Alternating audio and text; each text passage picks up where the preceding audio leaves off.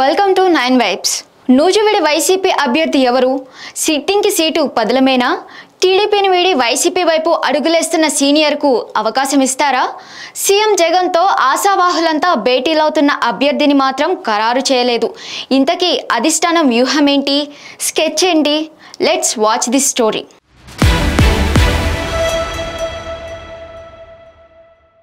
ఎన్నికలు దగ్గర పడుతున్న వేళ పార్టీలు అభ్యర్థుల ఎంపికపై ఫోకస్ పెట్టాయి.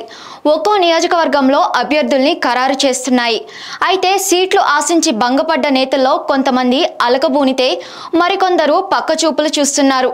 ఈ కోవలోకే చేరారు ముద్రబోయిన వెంకటేశ్వరరావు.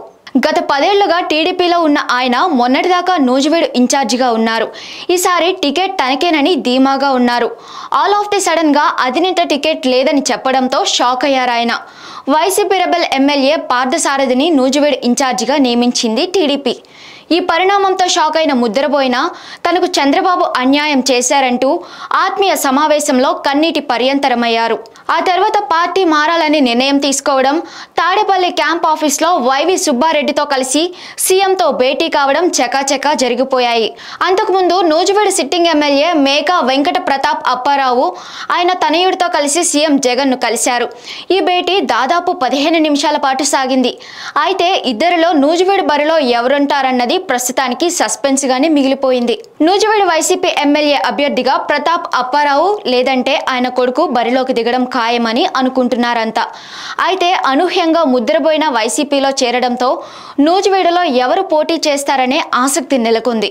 సామాజిక రాజకీయ సమీకరణలతో ముద్రబోయినకు అవకాశం ఇస్తారా, లేదంటే మరో రకంగా న్యాయం చేస్తామని హైకమాండ్ హామీ ఇస్తుందా అన్నది చూడాలి.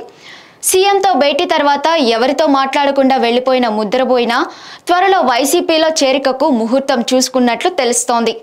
నూజివీడు బరిలో ఎవరుంటారనే చర్చ జోరందుకుంది. ప్రతాప్కి మరోసారి ఛాన్స్ ఇస్తారా? ముద్రబోయిన వైపు మొగ్గు చూపుతారా? నియోజకవర్గ ఇన్ఛార్జ్ పేరును ఇప్పటిదాకా ప్రకటించకపోవడం వ్యూహంలో భాగమేనని ప్రచారం నడుస్తోంది. టీడీపీకి అసలు సిసలు అభ్యర్థిని నిలపాలన్న ఆలోచనతో ఉంది అధిష్టానం. ఆ క్యాండిడేట్ ఎవరన్నది తేలాలంటే వెయిట్ చేయాల్సిందే. For more updates stay tune on 9 vibes.